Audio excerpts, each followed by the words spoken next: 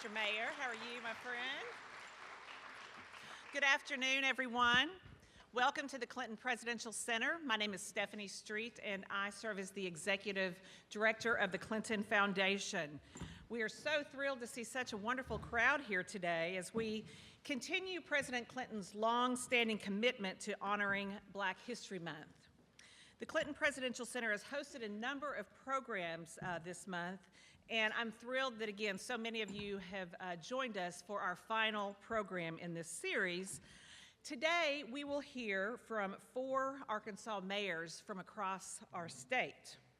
And I also would like to acknowledge the many elected officials that are here, former elected officials. Secretary Rodney Slater has joined us, so thank you to all of you for taking time out of your busy day to join us for this important conversation. Term, most elected in 2018, and some were the first popularly elected African Americans elected in their cities. I am very excited, as I know you are as well, to see how they use their new leadership positions to move our cities and our state forward. Today, our discussion will be moderated by a very distinguished public servant, the former mayor of Little Rock, Lottie Shackelford. In 1987, Lottie was elected by the board of directors to serve as the capital city's mayor, becoming the first woman and the first African American to hold that position. After her tenure in Little Rock, she served as deputy campaign manager on President Clinton's 1992 presidential campaign. She was also a critical member of the president's transition team. She is the longest serving national vice chairperson at the Democratic National Committee. And of course, Lottie has remained active and civically engaged in the Little Rock community. Before we begin our program, I'd like to thank our Black History Month sponsors. Because of their generosity, we are able to bring wonderful programs like this to our community. First Arkansas Bank and Trust, Mays Bird and Associates, Ollie Neal Advocates, and Wilbur Pierce Sr. Please join me in thanking all of our Black History Month sponsors. Now I'd like to introduce the mayors here, and then Lottie will begin the conversation. We have joining us the mayor of El Dorado, Veronica Smith, the mayor of Pine Bluff, Shirley Washington, the mayor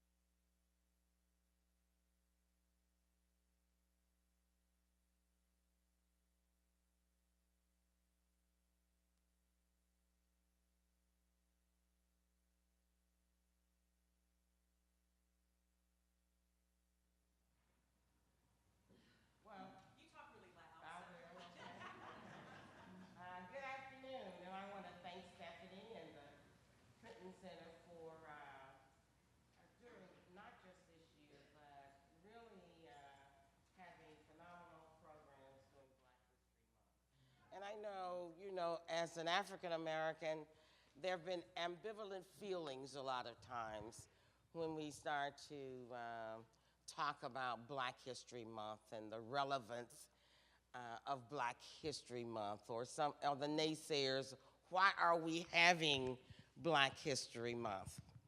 Well, in part because here it is, 251 years now since the first slaves were brought to this country, and we're still having all of these first. So do we question the relevance? I too want to acknowledge former elected officials who are in the audience with us, Governor Tucker, Secretary Slater, I saw Representative Blake. Do I see any other? Am I overlooking any other? I haven't forgotten you, Terry. Any other elected officials? Well, our panel today is about first. And 2018 truly gave us a lot of first. And I just can't pass up the fact that here in my great city and in my great county, Little Rock, and then Pulaski County, we also have the first African American woman ever elected as county clerk for Pulaski County, Terry Hollingsworth. Terry, I'd like for you to stand.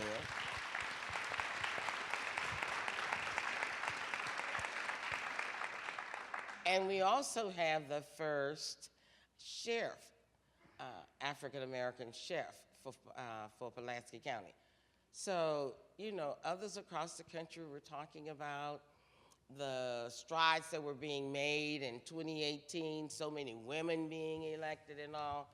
And so Little Rock, Pulaski County, Arkansas is on the map. And our panel today is to talk some with First, and in Mayor Washington's instance, she is not the first, but she's not the first African American, but she's the first woman for the city of Pine Bluff. And a lot has been talked about in the sense of this banner year, 2018, and so many firsts. In the sense that Mayor Washington, you're the senior of this group because you were elected in 2016. Right. So I'd like to ask you first, give us what was the impetus, what motivated you to want to run for mayor of Pine Bluff? I guess I could say the driving force behind my running was the lack of unity that I saw in my city. There was a lot of discord that took place every month, twice a month pretty much, in our council meetings. And I thought that was a divide that needed to be bridged. And I felt that I had the ability to do that. I had worked previously as an educator for 38 years, 22 years in a classroom and 16 years as a teacher. I had also taken some leadership courses along the way, not even thinking that I would ever run for office, but I had taken some courses on even how to run a campaign. And the reason I had done that was I had intentions of helping others reach their career dreams, and never thinking that I would ever desire to run for a political office myself. So then when I saw a need in my city to bridge that gap, I just stepped forth and said, I have to do this. And there was that drive within me that said, I have to bring our city together. So I ran on the mantra as we have to become one Pine Bluff stronger together. And I still stand on that today. I feel like we have some things that matter, and some of those things that I felt that mattered most were our young people, our educational system, and then we had to work very diligently to advance opportunities and amenities to improve the quality of life for all the citizens of Pine Bluff, Arkansas. Great, thank you.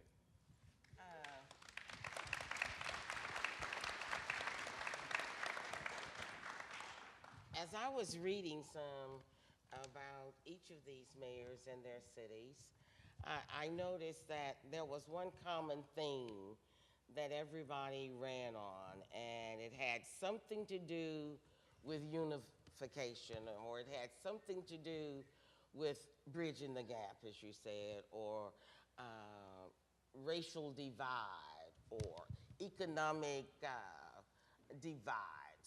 And each of you had that as a theme throughout your campaigns. Is there any other issue that propel you to want to run, Mayor McGill? Excuse me, thanks for hosting this panel. My foray into the mayor's office began with people across the community asking me if I would be willing to serve. And I began to explore that to determine whether or not I could make a difference, whether or not my leadership style would make a difference, whether I could bring people together, whether I had the communication skills or the listening skills that would be required to solidify the second largest city in the state. Also realized that the demographic I come from, we make up less than 8% of the population. So I asked those questions.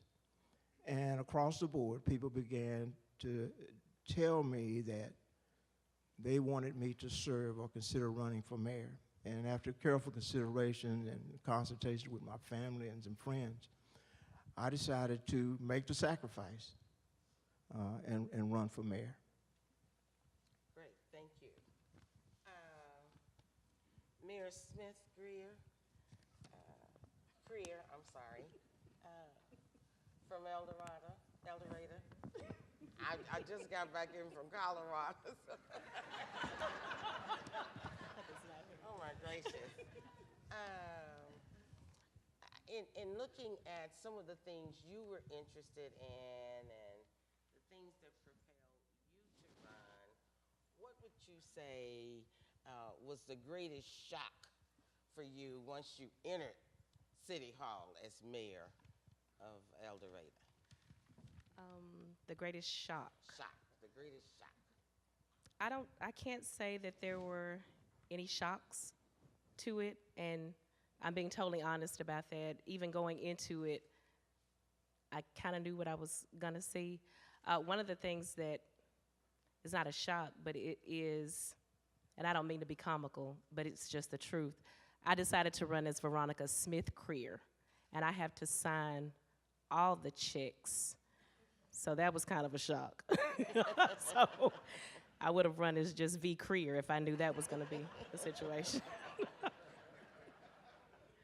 But if I could just take a moment to kind of answer your other question, I would appreciate that. And I think maybe that kind of alludes to some of the things as well. When you asked why did we decide to run, and my situation was that I feel like that the position of mayor is that of a public servant. I believe you should be visible. It was disheartening to me in the run that a lot of people didn't know who our current mayor was at the time. They'd never spent any time with him, hadn't seen him at different events. Being a public servant, I think, is what that particular office requires. And so that's one of the things that people had continued to ask me about running, because to a degree they saw me everywhere.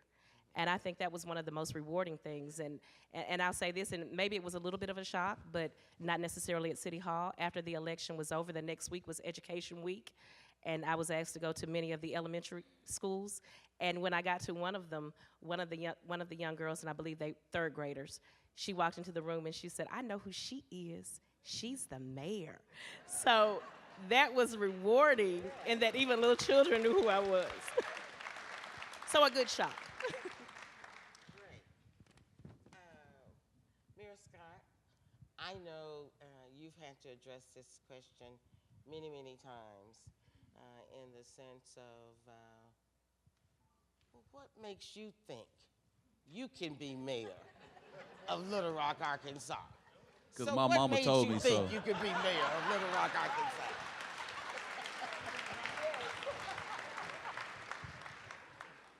No, I say that in jest, but I think back growing up here and having a very diverse experience and going off to college and then coming back and sharing that I wanted to serve first and truly be a community servant within the city.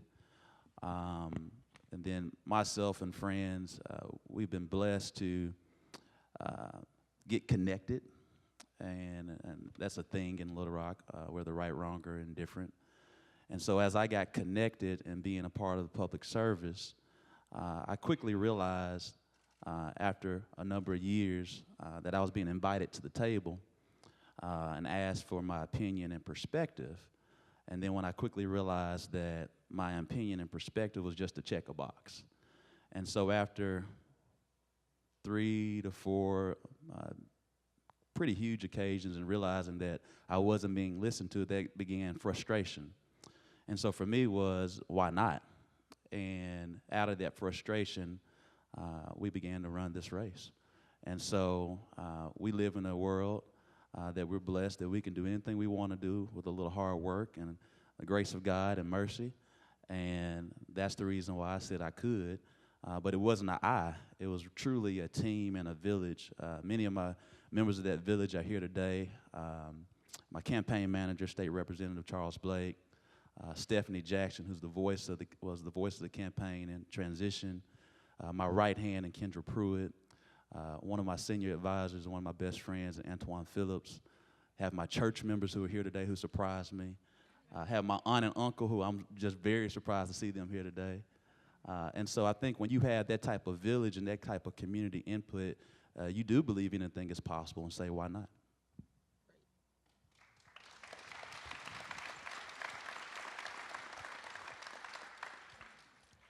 I still want to delve a little bit more into first days or first weeks in office. Mayor Smith-Creer didn't want to go there, but I know there was something there. But Mayor Washington, on that first week you were in office, what did you say?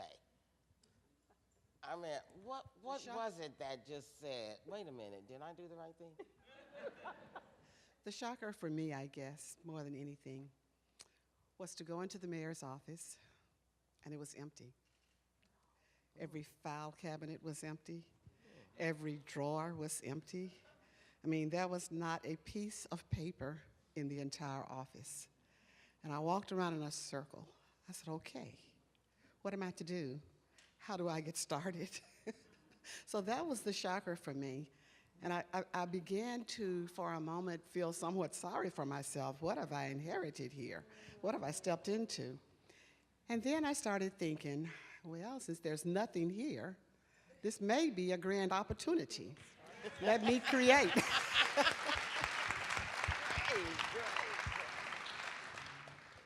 So whatever is there now was created by yours truly. So it wasn't so bad after all. So I don't know, when I walk out, I just may do the next mayor the same favor.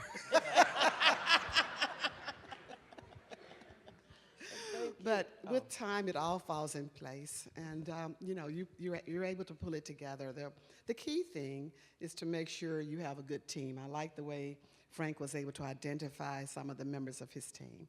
And I have some of that team with me. So that's key. We have to surround ourselves with smart people so that we can pull it together. So that was the biggest shocker for me when I walked in. Great. I think you, Mayor Washington, Mayor Scott, and Mayor Smith-Creer, your cities have larger black populations, you know, from 40-something to 50-something. Mayor McGill, your city has 9% black population. So I'd like for you to share with us what has been the greatest eye-opener for you. I know it's been a short, 60 days or so, but what's been the greatest eye-opener for you? You know, the greatest eye-opener for me, and I don't know if it's really an eye-opener, but confirmation that people were ready for a change. And they made a decision to cover up the names. They made a decision to cover up the race or culture or religion. And they looked at the qualifications and credentials. I'd like to believe the city of Fort Smith says, this by far is our best choice. And when the final results were tallied, we won by what people call a landslide. And I guess the most rewarding,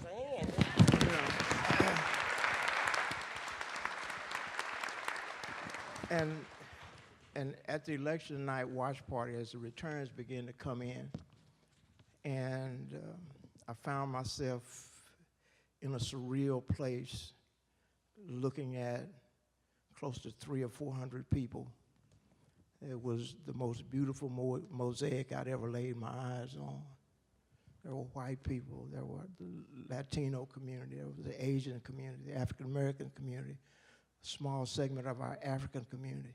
They were all there, and I could see the expressions on their faces, which told me that they were excited about the future of Fort Smith.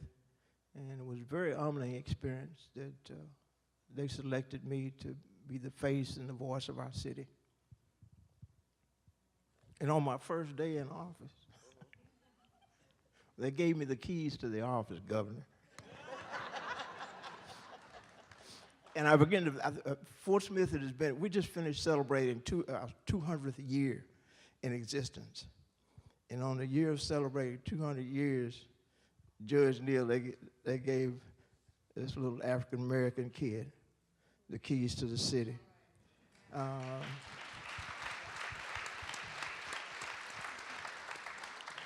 And it's my hometown, so I watched it.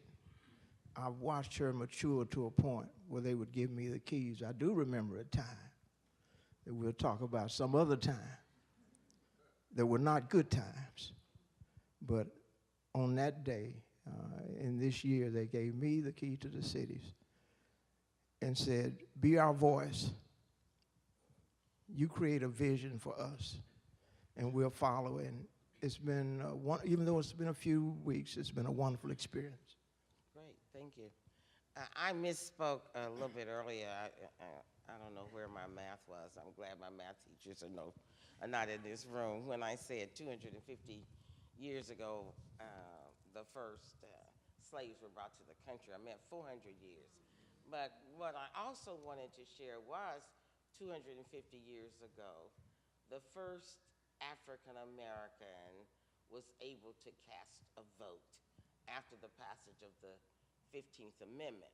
So those kind of things make you shudder, because as African Americans, as black people, we still are the only race of people who had a whole world demeaning you, denigrating you, thinking you were less than. Yet, there was always someone in our community who had the faith, who had the belief that there were things better and they still could achieve. And I say that because even here in 2019, you still had to have that faith and that belief that you too could achieve. So that within itself deserves a round of applause. And it leads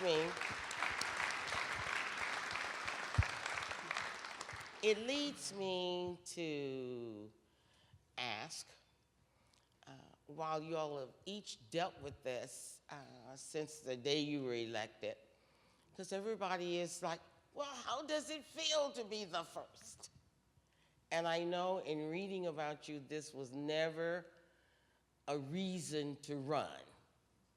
But how does it feel? And how do you impart that feeling in a way that is inviting for others to share? Yes, Ms. Creer. How does it feel? And I have to be honest when I say, even in the run of it, it was hard for me to, and I call it sit in it. I'm the first African-American woman to ever run for mayor in El Dorado. So with that knowledge, knowing, winning, that I would be the first woman and the first African-American. Yeah. It's overwhelming. It's overwhelming. I think about my daughter. I think about what it does for her. And I have to say, I thought about my mother. My parents are both deceased. That's why it was important for me to run as Veronica Smith-Creer. Had to bring them with me. My father worked for the water company for 33 years. Now as mayor, I'm over the water company in El Dorado. How does that feel? I don't think I could really put it into words, but it gives me a sense of pride, greater faith, and it proves not only what I can do, it proves when God gives you a gift and a purpose, what you can do. The odds were not in my favor, but God was on my side and an amazing team as well. So that, to me, it's more of a testimony to what can happen if you are, some people say crazy enough to believe that you can do something. So I still, at this moment, I have to say that I still have not truly sat in it, because I feel like if I do, it's too big. It's too big. So definitely grateful. I think about my mother and her always telling us as children that we could do whatever we wanted to do. And because I've always had a big mouth, so when your kids talk a lot, encourage that. It could make them mayor one day. She always told me, that, yeah, you're going somewhere, and my dad as well. So you see it growing up, believing, even though you didn't see someone that looked like you doing it. So now I get to be like the little girl that knew I was the mayor. I get to be the inspiration for the next generation. So it's huge.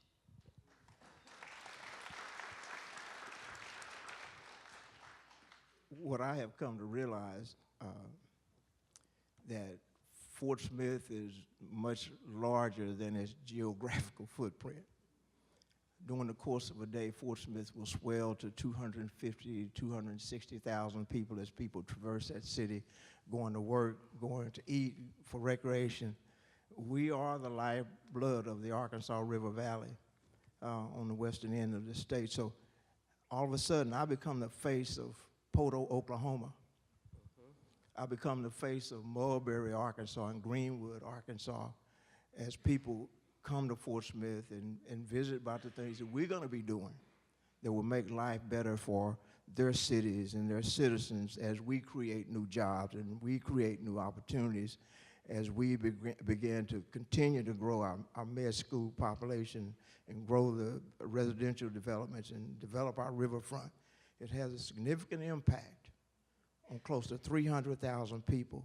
So I embrace that idea that they look toward Fort Smith and me to make sure that the things that they need are happening in and around Fort Smith, and that our river valley becomes an attractive beacon for industry, families, and those that are coming to seek a great education. So it's a little bit bigger when you begin to think in terms of what Fort Smith really means to the Arkansas River Valley.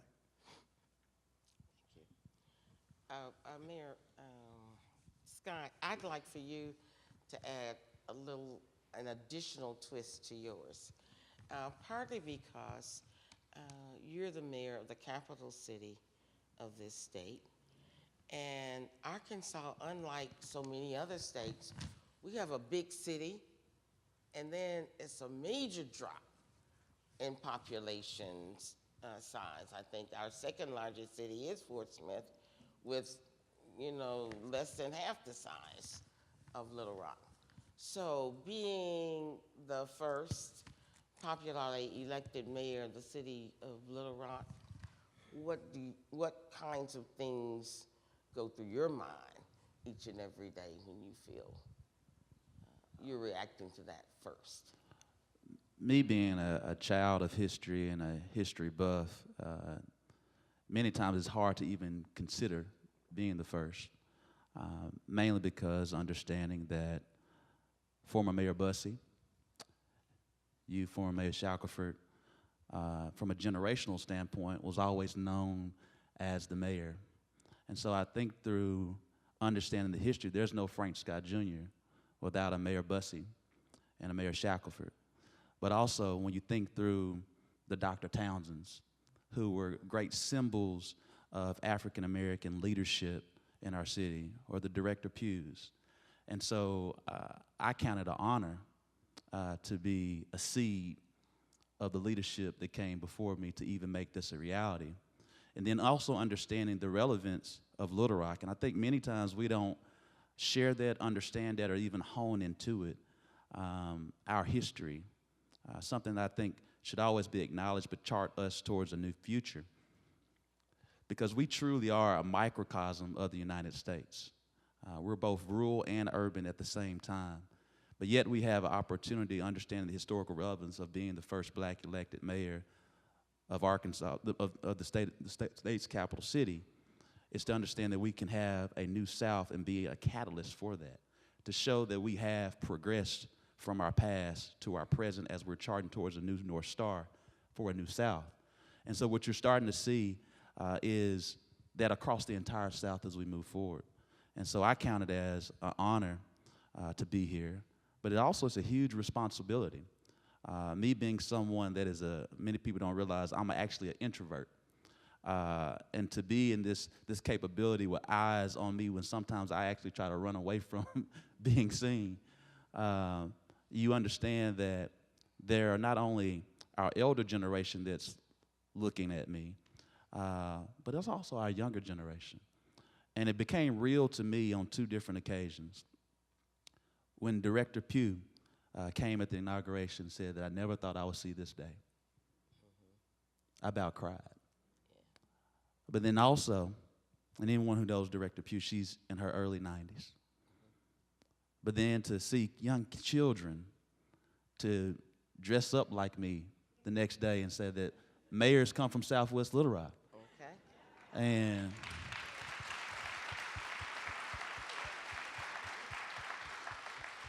And so when you understand that relevance and you understand that history, I am proud of our city and proud of our future.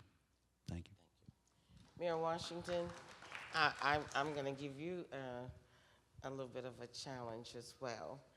Being a black woman, knowing that as it relates to the city of Pine Bluff, you're the second African American to have been elected mayor there. But I'm going to add a little caveat. Being a black woman, I tend to ponder sometimes over ladders and charts, because in this great society of ours, if you take 4 groups, white males, black males, white women, black women, on this chart, always at the top of that chart, regardless, the economic, the educational, this to that, white males at the top. Second and third flips from time to time. Sometimes it was the black male second, sometimes it's the white woman second. Always at the bottom of that chart was black women. So the 2 constants were white men at the top, black women at the bottom of that chart. Yet and still, as a black woman myself, I know that has not deterred us from still striving. So I want you, then you talked about when you first went in and all, but I want to share what kind of pressure do you feel sometimes as a black woman mayor in the city? The main pressure that I feel is basically no different than the pressure that I felt when I walked into my first classroom as a teacher. I felt that I had to be the very best teacher that those kids would ever have. I also felt that I had to be the very best role model for them, because I didn't know which student was looking at me every day aspiring to become a teacher. So I had to be the very best. And then when I became a principal, the same was true. And I wanted girls to know that they could run and manage the school. Now when I go out to schools, and I do connect with schools on a regular basis, young girls want to hug me. They run up and they'll say, "May I touch you?" I've never hugged a mayor. Okay. So I feel that I have to be the very best mayor that I can be and let them know that they can be a successor. I have to be that role model. When I was running, I didn't take gender, running being the first black female, into account at all. It was all about the job that was before me and what I had to do. It just so happened at the end of the day, I was a pioneer. I was the first black female mayor. So now I feel that I have to do the very, very best job that I can to be the very best role model for other, not just the girls, but the boys as well, letting them know that if I could do it, they can too. Great, thank you.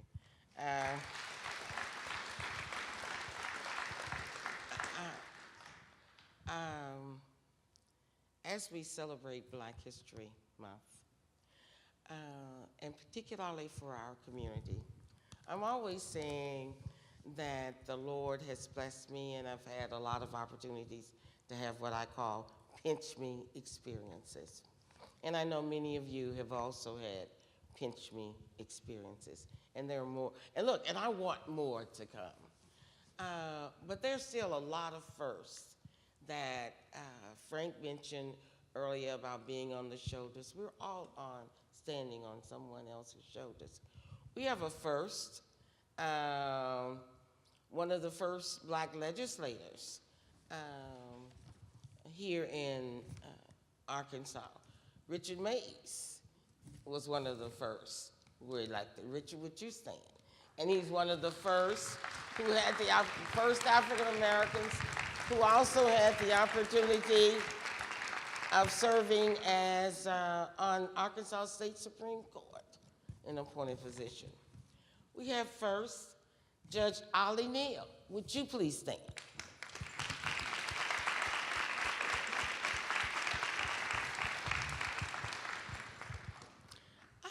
And there are probably some others in this room that I just don't, my eyesight is not focusing there on you.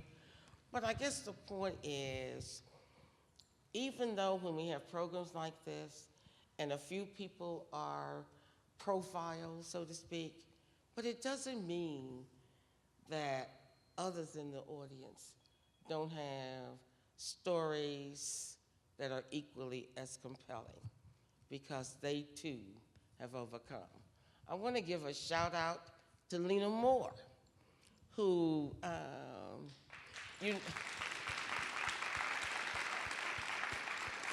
who works as the deputy here at the Clinton Center. And I'm going to speak for each of them and for all of you. We all know, whenever we're in any position, we get all the calls, more calls. Can you, can you, can you? What? And it's always wanting a response. So I want to do a shout out for her.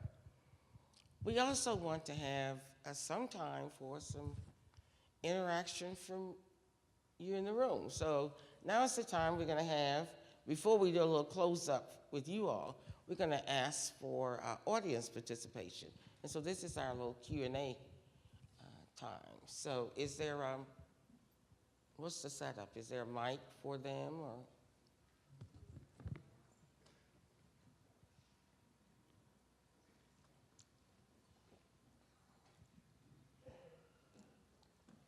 So if you have a question you would like to ask our panelists,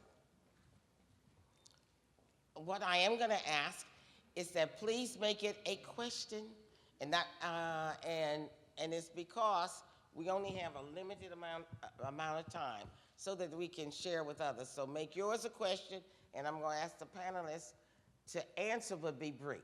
Okay? Who has the mic? Oh, Ms. Abrams. My question is, we're fixing to enter into the 2020 census. And this census will have an impact on the next 10 years. How are you dealing with data and the social media, which nobody else has ever had to do before?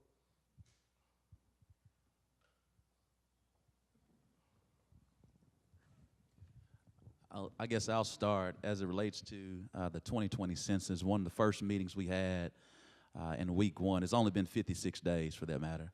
That was a joke, guys. You got it, right? It's actually your answer, to be honest.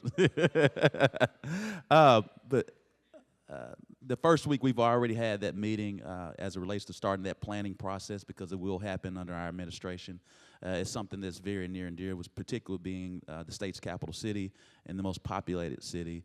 We want to make certain, number one, three things. It's something that's kind of been our mantra in our administration is ACT, which is accountability, clarity, and transparency. And we want to make certain that that process is very accountable to the people of Little Rock, very clear to all socioeconomic statuses, all races, all faiths, all cultures, to make certain that everyone understands exactly what's going on, and making certain that we're going above and beyond to share various modes of communication, as we're also being transparent. And so you'll see lots of modes of communication in addition to traditional as we move forward, to make certain that everyone is a part of that process to truly be accounted for. And we're doing similar things in Pine Bluff. We've had several meetings. We actually started in 2018. Really, before that, I started as soon as I went into office, because I was keenly aware of the fact that the census would take place before my term expired. So we're having meetings constantly. We are getting even more sophisticated and organized in our data tracking. We realize that we are in that social media era that we've never been in before, and we're going to use all those means as much as we possibly can to make sure that every head is counted, because we know how critically important that is as we work to rebuild our city, stabilizing the population, and turning things around in our city of Pine Bluff to make sure that we tap into every resource that's available, because all of that is pretty much census driven. Thank you for the question. In our area, we're part of the base realignment at the Fort Chaffee, and there's been amazing development, residential development, and we expect our population to exceed 100,000. Right now, we're about 88,000. So it's very important that all of those new residents and all of that be accounted for in this next census. So we're going to do everything, and social media can be to our advantage if we use it correctly. So again, we're going to be open to using every means and every mechanism to make sure every citizen in Fort Smith is accounted for. We also started talking about it last year.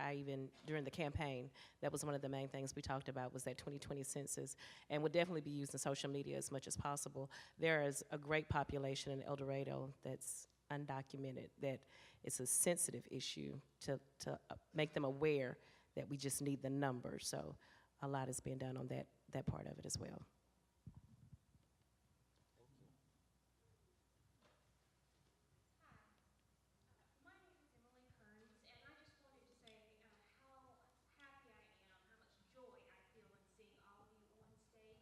But my question to you is, for young men and women who hope to one day run for positions like yours in the future, what one piece of advice would you give to them?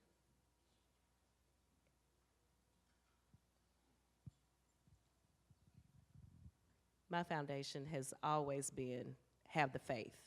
Have the faith in your gift, have the faith in your purpose. Make sure that it's something that at the end of the day, you're genuinely who you set out to be. Talked to a lot of young people since I decided to run and after becoming mayor, and just encouraging them to use their gifts. And if being a political figure is one of those things, it's an area in your life where you definitely have to hold tight to your faith, because some people feel like the word politician is such an ugly word. I choose to lean toward public servant so that you understand that it is a service. It's a service to your community. So for anybody that's looking to be an elected official, I think your faith is one of the number one things.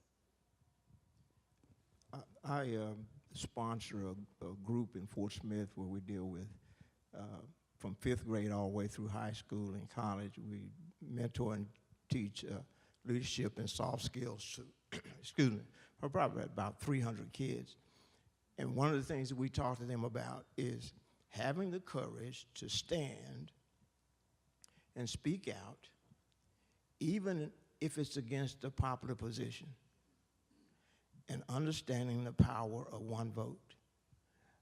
So those are the things we talk about, because that's where strength can be gained, and you can gain a place in your city and in your community when you exercise your right to vote, and then having the courage to speak up. I kind of have a little bit more than one, but I'll be very brief. I think number one,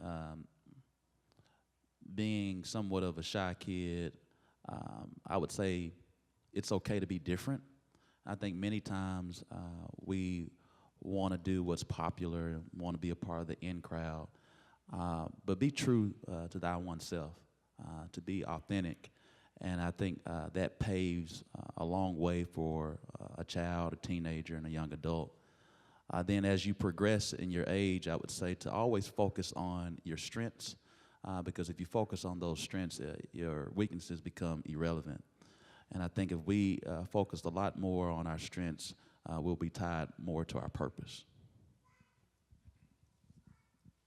As I said in one of my answers before, if they're aspiring to run for office, they should always surround themselves by strong people.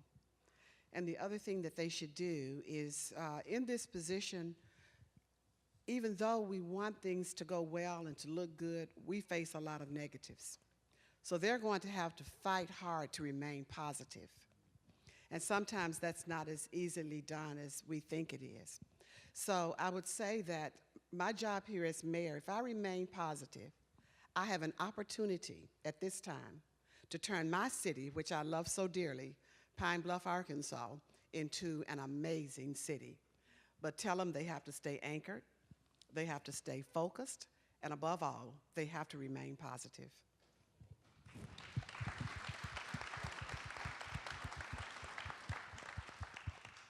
My name is Dawn Jeffrey, and I would like to say, just first and foremost, it is a pleasure and a privilege to be standing in front of you. And like you said, the younger generation, it is a good thing for us to see. My question is, with all the, it's been a lot of issues in Little Rock, especially with no-knock warrants and a lot of issues with the police and the community. Especially with the current officer-involved shooting. I wanted to know, what do you guys plan on doing in your own city as far as policing the police and making sure they're transparent and forthcoming with information when it comes down to situations like this? I think I'll answer that question, being that we're currently in the process right now. First, when you're running a campaign, it's probably the most emotional thing you ever go through. It's the emotional roller coaster. You're grateful, you're humbled. It's a lot of joy, it's a lot of heartache and pain. But one thing you never prepare for as a mayor is the first phone call you get of a homicide. And for myself, I haven't prepared for the 12th homicide. And we're February 25th. And being a pensive person that I am, it weighs on my heart, mind, and soul every day and every night. And that's why I wake up every morning and go to bed every night praying for our city. Because the value of life, no matter how the loss of life happened, it touches a family. It touches a mother, a father, a brother, a sister, a friend. And so that's the reason why many times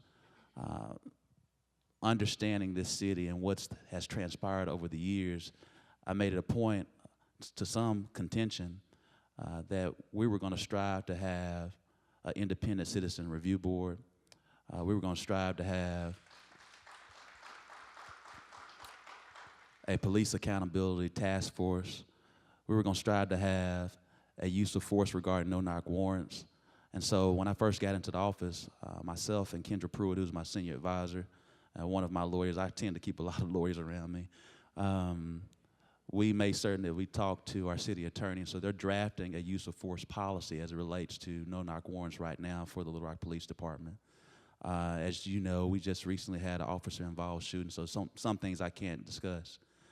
But I made it a point to make certain that less than 48 hours that we share with the public what was going on and what our solutions were as it relates to making certain that we will put forward this ordinance for an independent citizen review board and a Little Rock Police Accountability Task Force. But in addition to all that, I think we have to come to a new wave of how we are more transparent. And so that's the reason why shortly after we continue to complete our investigation, we'll make it a first in Little Rock that we'll have a critical incident video that we'll share. And I think that's something, and again, as we continue to go forward with accountability, clarity, and transparency, because as long as we're communicating with our community, I think that makes certain that they know that all investigations will be full and be fair, and that's how we start our first step with building relationships and trust.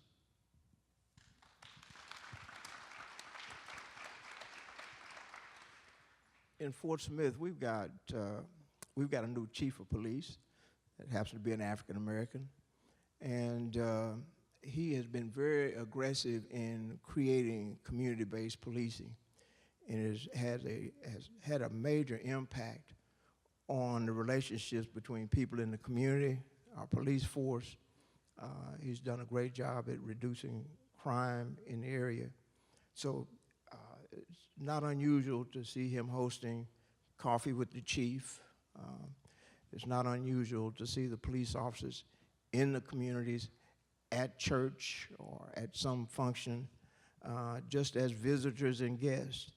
And it's beginning to make a significant difference in how well the communities police themselves and the relationship they have with our police department.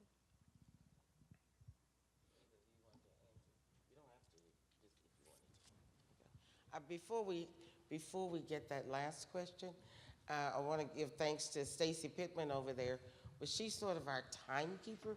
So when you see me looking around, because she's been moving around, so. And I know we were a tad late starting, but I don't know what our cutoff time is. So I'm looking at you. 2 more questions, so I'd like to, oh, 1 more question. Last question, I just wanted to, I'm sorry, she just shared with me that the last question, and the person has the mic over there. Thank you for allowing me to have the last question. Ladies and gentlemen, peace be upon you. My question is, how your city is going to be affected by the state of Arkansas taking $1.4 million from the state police budget to finance people with concealed carry training? How would each city? My second question is what are you going to? She said last question. Okay, well, it's added So to one that question. It's a summary of the same thing. And my question is, what are you going to do about our children have access to guns in this community? Little girls getting shot in the foot with concealed carry persons. Who wants to answer that? Nobody wants to answer that? Since he's my friend, I'll answer the question.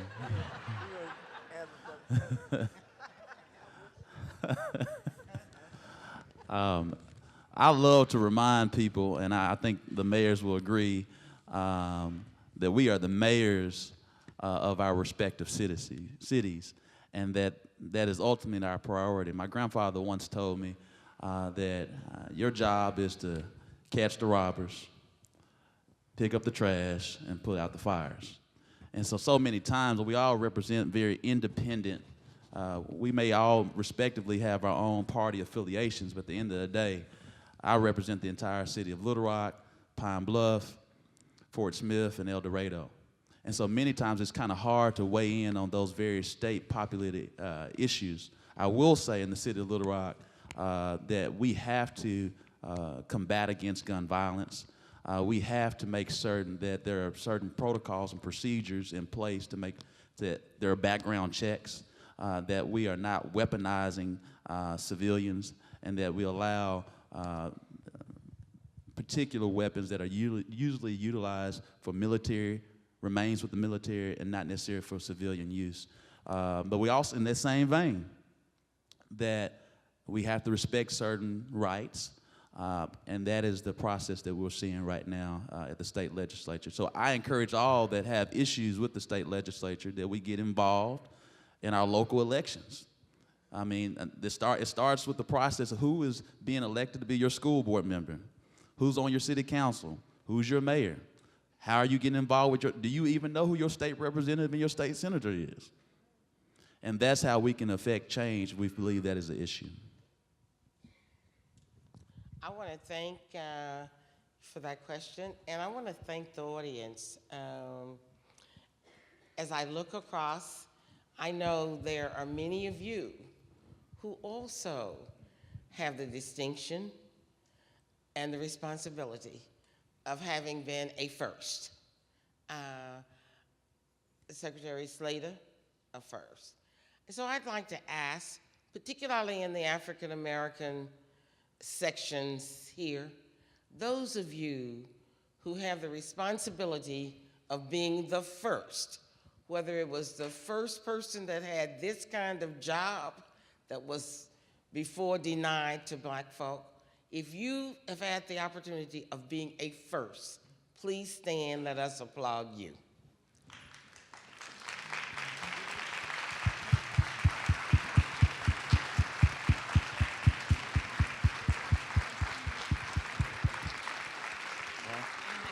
Right.